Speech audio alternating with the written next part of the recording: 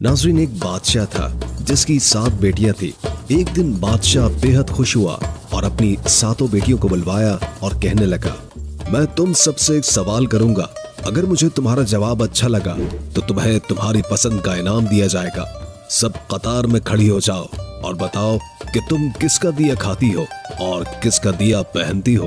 पहली 6 बेटियों ने जवाब दिया, ऐ अब्बा हुजूर, हम आपका दिया खाती हैं और आपका दिया पहनती हैं। ये सुनकर बादशाह बेहद खुश हुआ और उन बेटियों को उनकी पसंद की चीजें दे दी। जब सबसे छोटी बेटी की बारी आई तो बादशाह ने उसकी जानिब देखा। उसकी आंखों में मासूमियत और एतमाद छलक रहा था। वो धीरे से मुस्कुराई और अपने साफ और मजबूत लहजे में बोली, ऐ अब्बा हुजूर, मैं अल्लाह का दिया हुआ खाती हूँ और अल्लाह का दिया हुआ पहनती हूँ। यही मेरा नसीब है जो मेरे रब ने मेरे लिए लिखा है। जो कुछ भी मेरे पास है वो उसी की इनायत है। ये अल्फाज सुनकर दरबार में एक लम्हे के लिए खामोशी छा गई।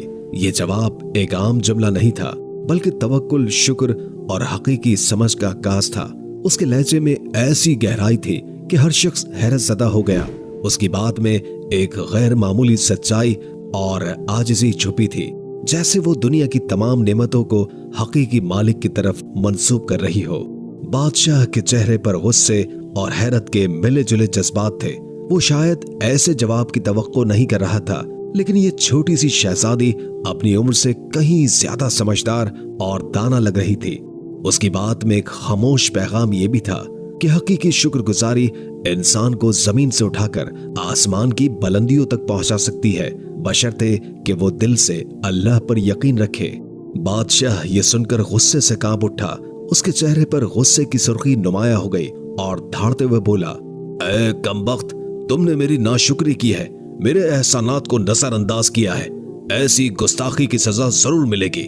दरबार में सब लोग खामोश हो गए। छोटी शहजादी ने नरमी से जवाब दिया, जो हुक्म अब्बा हुजूर। उसके लहजे में न ही कोई खौफ था न बगावत, बल्कि सिर्फ आजिज़ी और अल्लाह पर यकीन की झलक थी। बादशाह गुस्से में आकर बोला, इस गुस्ताख को मौत की सजा दी जाए। सिपाहियों, इसे फौरन फांसी के लिए तैयार करो। ये सुनकर दरबार में हलचल सी मच गई।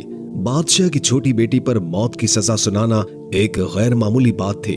सबकी नजरें शहजादी पर थी, जो उस वक्त पुरसुकून खड़ी थी। उसके चेहरे पर खौफ का कोई निशान नहीं था, बल्कि एक अजीब सा इत्मीनान था, जैसे वो जानती हो कि उसका रब उसके साथ है। इसी दौरान बादशाह का वजीर आगे बढ़ा। वो बादशाह के करीब आकर बोला, ऐ आलिजा, अगर इजाजत हो तो कुछ अर्ज करूं? बादशाह ने गुस्से से उसकी तरफ देखा और कहा, बोलो, लेकिन जल्दी करो। वजीर ने नरमी से कहा, बादशाह सलामत, ये आपकी अपनी बेटी है। अगरचे इसके अल्फाज आपको नागवार गुजरे हैं, लेकिन ये इसकी समझ और अकीदे का इजहार है। क्या ये बेहतर ना होगा कि आप इसे जंगल में छोड़ दें? वहां ये अपनी बात को सच साबित करने की कोशिश करेगी और हमें ये भी मालूम हो जाएगा कि आया ये वाकई अपने रब पर इतना तवक्कुल रखती है। बादशाह ने वजीर की बात सुनकर गहरी सांस ली और लम्हे भर के लिए सोचा। फिर वो सिपाहियों की तरफ मुड़कर बोला, ठीक है, इसे फांसी के बजाय जंगल में छोड़ाओ। मैं देखना चाहता हूँ कि ये मेरे बगैर कैसे अल्लाह का दिया खाती है और अपने नसीब का पहनती है। सिपाही आगे बढ़े और शहजादी को ले जाने लगे, लेकिन शहजादी के चेहरे पर अब भी सुकून था, जैसे वो जानती हो कि ये आजमाइश भी उसके लिए अल्लाह की रहमत का दरवाजा खोलेगी। दरबार में मौजूद सभी लोग हैरान थे कि ये लड़की किस कदर मजबूत ईमान और हौसले की मालिक है। शहजादी से तमाम जेवरात और कपड़े ले लिए गए और उसे तन्हा जंगल में छोड़ दिया गया, लेकिन शहजादी मुतमईन रही। उसका तवक्कुल अल्लाह पर था। वो जानती थी कि जो रिस्क अल्लाह ने उसके नसीब में लिखा है वो उसे जरूर मिलेगा। रात के करीब शहजादी ने जंगल में लकड़ियां इकट्ठी की ताकि आग जलाई जा सके। लकड़ियां तलाश करते करते उसने एक झोपड़ी देखी, जिसके बाहर एक बकरी बंधी हुई थी और अंदर से किसी के खांसने की आवाज आ रही थी। शहजादी ने झोपड़ी के अंदर जाकर देखा तो वहां एक बीमार बुजुर्ग चारपाई पर लेटा हुआ था। वो पानी पानी पुकार रहा था। शहजादी ने मटके से पानी निकाला और बुजुर्ग को पिला दिया। झोपड़ी की सफाई भी की। बुजुर्ग ने पूछा, बेटी, तुम कौन हो और इतने बड़े जंगल में अकेली क्या कर रही हो? शहजादी ने अपना सारा हाल बयान कर दिया। सुबह के वक्त बुजुर्ग ने कहा, मैं शहर काम पर जा रहा हूँ और 7-8 दिन के बाद वापस आऊंगा। तुम यहीं रहो, झोपड़ी में खाने पीने का सामान मौजूद है, साथ ही नदी है, पानी भर लेना, बकरी का दूध भी निकाल लेना। ये कहकर बुजुर्ग चला गया। जब रात होती तो शहजादी बकरी का दूध निकालकर आधा अपने लिए रख लेती है और आधा दूध एक बर्तन में डालकर झोपड़ी के बाहर रख देती है। उसका ख्याल होता है कि अगर कोई जानवर या परिंदा भूखा प्यासा होगा तो वो दूध पी लेगा, फिर वो इत्मीनान के साथ सो जाती है। सुबह सवेरे जब शहजादी की आंखें खुलती है तो परिंदों की चहचहाट और ठंडी हवा के झोंके उसे जगा देते हैं। वो धीरे से उठती है और झोपड़ी का दरवाजा खोलती है। जैसे ही वो बाहर कदम रखती है, उसकी नजरें बर्तन पर पड़ती है जो खाली होता है, लेकिन बर्तन के पास एक अजीब सी रोशनी झिलमिलाती है। शहजादी करीब जाती है और देखती है कि वहां एक इंतहाई कीमती लाल पड़ा है जो सूरज की रोशनी में दमक रहा होता है। शहजादी हैरत और खुशी के मिले जुले जज्बात के साथ लाल को उठाती है। ये देखकर उसके दिल में तजस्सुस पैदा होता है कि ये लाल यहाँ आया कैसे। फिर उसकी नजर बर्तन के इर्द गिर्द जमीन पर पड़ती है जहां सांप के निशानात साफ दिखाई देते हैं। उसके दिमाग में फौरन बचपन की एक कहानी गूंजती है जो उसे उसकी दादी अम्मा ने सुनाई थी।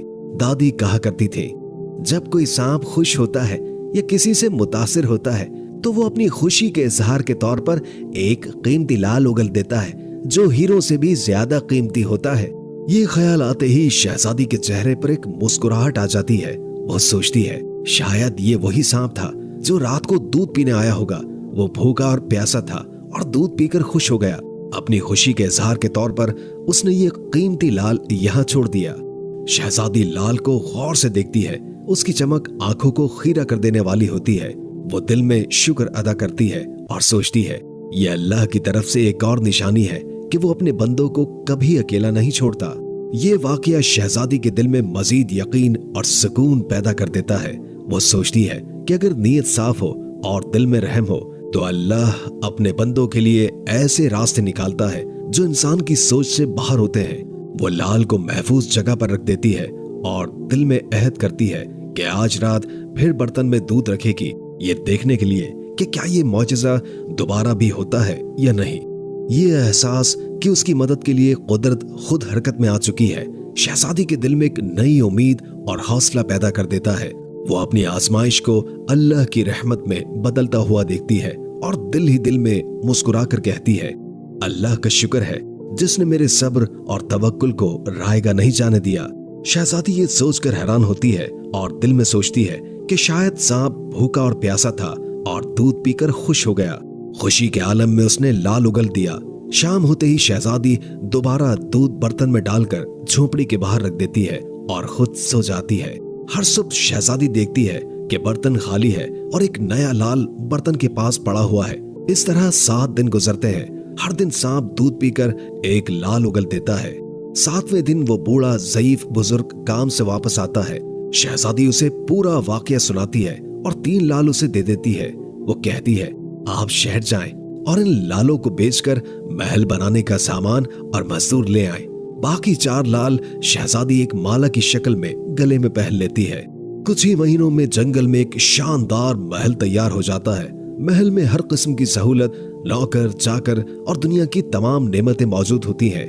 शहजादी एक लकड़ी की फैक्ट्री भी बनाती है जहां गरीब मजदूर काम करके अपनी रोजी रोटी कमाते हैं। जंगल का यह इलाका आहिस्ता आहिस्ता एक शहर की शक्ल इख्तियार कर लेता है और दूर दूर तक उसकी शोहरत फैल जाती है। शहजादी के वालिद बादशाह तक भी ये बात पहुंच जाती है। बादशाह ये सोचता है कि देखो तो सही, ये कौन सी शहजादी है जिसने इतने कम वक्त में ये सब कुछ कर लिया। बादशाह अपने सिपाहियों के जरिए शहजादी को पैगाम भेजता है कि फुला मुल्क का बादशाह आपसे मिलना चाहता है। शहजादी सिपाहियों को पैगाम देती है कि दावत इस शर्त पर कबूल की जाएगी कि बादशाह अपनी तमाम बेटियों के साथ हमारे महल में तशरीफ लाए। बादशाह इस शर्त को कबूल कर लेता है और एक दिन अपनी 6 बेटियों को लेकर महल में आ जाता है। शहजादी नकाब करके अपने वालिद और बहनों से मुलाकात करती है और 7 रंग के खाने पेश करती है और हर खाने के साथ उसी रंग का लिबास और जेवरात पहन कर आती है।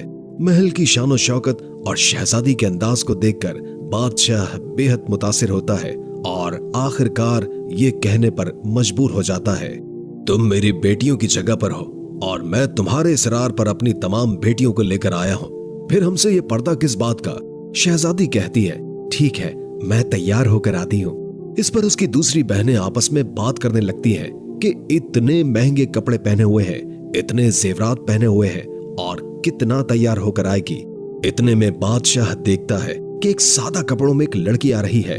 बादशाह गौर करते हैं तो उन्हें पता चलता है कि ये तो उनकी अपनी ही बेटी है। वो हैरान होकर सोचते हैं, मैं तो समझ रहा था कि जंगल के जानवर इसे खा गए होंगे। जब मुझे इसकी फिक्र हुई थी तो मैंने सिपाहियों को जंगल में भेजा था, लेकिन उन्होंने कहा था कि वहां शहजादी का कोई अता पता नहीं है। फिर ये यहाँ कैसे? बादशाह अपनी बेटी से मिलकर बेहद खुश होते हैं। वो हैरत और मसरत के आलम में कहते हैं, बेटी, तुम कितनी खुशकिस्मत हो कि तुम्हें इतनी अजीम शहजादी के साथ रहने का मौका मिला। जाओ, उसे बुला कर लाओ, मैं तुम्हें उससे आजाद करवा दूंगा। अगर तुम्हारी आजादी के बदले वो मुझसे मेरी सल्तनत भी मांगे तो मैं उसे देने के लिए तैयार हूँ। ये सुनकर शहजादी ने एक लम्हे के लिए अपनी आंखें झुका ली। उसके चेहरे पर एक अजीब सी मुस्कुराहट फैल गई, गोया कोई छुपी हुई हकीकत सामने आने वाली हो। बादशाह और दीगर बहनें हैरानी से उसकी तरफ देखने लगी। शहजादी ने सर उठाया और नरमी से कहा, अब्बा हुजूर, वो शहजादी कहीं दूर से नहीं बुलानी पड़ेगी। बादशाह ने उलझन से पूछा, क्यों, क्या वो करीब ही है? शहजादी ने मुस्कुराते हुए नकाब हटाया और कहा, क्योंकि वो शहजादी मैं खुद हूँ। ये सुनकर बादशाह की आंखें हैरत से फैल गई और दरबार में एक सनसनी सी दौड़ गई। हर कोई सख्ते में आ गया। बादशाह ने कदम बढ़ाए और हैरत के साथ बोले, ये कैसे मुमकिन है? तुम तो जंगल में अकेली थी। ये महल, ये शान और शौकत, ये सब कुछ तुमने कैसे हासिल कर लिया? शहजादी ने पूरा एतमाद लहजे में कहा, याद है अब्बा हुजूर, मैंने कहा था कि मैं अल्लाह का दिया हुआ खाती हूँ और अपनी किस्मत का पहनती हूँ। ये सब अल्लाह की इनायत है। आपने मुझे आजमाइश में डाला, लेकिन मेरे रब ने मुझे कामयाबी से नवाजा। ये महल, ये दौलत, ये सब मेरे रब का इनाम है। बादशाह ने गहरी सांस ली। उसकी आंखों में शर्मिंदगी और फख्र के मिले जुले जज्बात थे। वो बोले, बेटी, तुमने आज मुझे एक सबक सिखाया है जो मैं कभी नहीं भूलूंगा। शहजादी ने मुस्कुराते हुए कहा, आजमाइश हमें तोड़ने नहीं बल्कि मजबूत करने आती है अब्बा जान, और जब तवक्कुल अल्लाह पर हो तो दुनिया की कोई ताकत हमें शिकस्त नहीं दे सकती। ये लम्हा बादशाह और सबके लिए एक गैर मामूली मोड़ बन गया, जहां एक बेटी ने अपने सब्र, तवक्कुल और हौसले से साबित कर दिया कि अल्लाह के फैसले हमेशा बेहतरीन होते हैं। शहजादी मुस्कुराते हुए बोली, बाबा, बात भूल गए क्या? बादशाह ने कहा, वो क्या? शहजादी ने कहा, मैंने आपसे कहा था कि मैं अल्लाह का दिया हुआ खाती हूँ और अपनी किस्मत का पहनती हूँ। देखिए, मैं अल्लाह का दिया हुआ ही खा रही हूँ और अपनी किस्मत का ही पहन रही हूँ। ये सब मुझे मेरे अल्लाह ने अता किया है। शहजादी ने मजीद कहा, बाबा जान, अल्लाह ने मुझे कहां से कहां पहुंचा दिया है और आज मैं आपसे भी ज्यादा अमीर हूँ। ये सुनकर बाकी तमाम शहजादियां दिल में सोचने लगी, काश तब हमने भी यही कहा होता कि हम अल्लाह का दिया हुआ खाते हैं और अपनी किस्मत का पहनते हैं। इस कहानी से सबक मिलता है कि हमेशा अल्लाह ताला जिस हाल में भी रखे उस पर खुश रहना चाहिए। जो इंसान अल्लाह पर तवक्कुल रखता है, अल्लाह उसे कभी तन्हा नहीं छोड़ता। नाज़रीन, आप हमें कमेंट बॉक्स में जरूर बताएं कि ये कहानी आपने अपने बचपन में अपने दादा दादी, नाना नानी या किसी बुजुर्ग से सुनी है या आज पहली बार सुन रहे हैं। अगर आपने ये वीडियो मुकम्मल देखी है तो कमेंट बॉक्स में मुकम्मल का लफ्ज जरूर लिखें ताकि हमें पता चले कि कितने लोगों ने हमारी वीडियो को आखिर तक देखा है। दोस्तों, शहजादी के लिए एक लाइक तो बनता है। इस वीडियो को लाइक जरूर कीजिए और अगर आपको ये वीडियो पसंद आई हो तो इसे दूसरों के साथ शेयर करें और मजीद दिलचस्प वीडियो देखने के लिए हमारे चैनल को सब्सक्राइब करें।